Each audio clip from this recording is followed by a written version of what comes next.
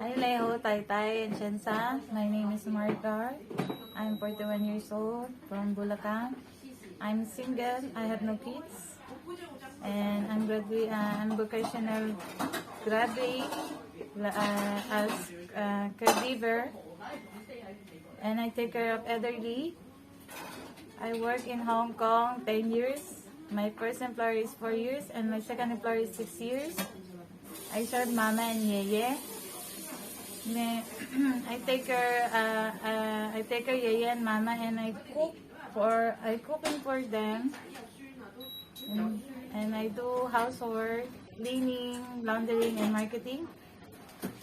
To my future employer, Ma'am Sir, please choose me as a housemaid because I am hardworking, honest, fast learner, and patient. I promise to be good housemaid and promise to prioritize my job and finish my contract or more.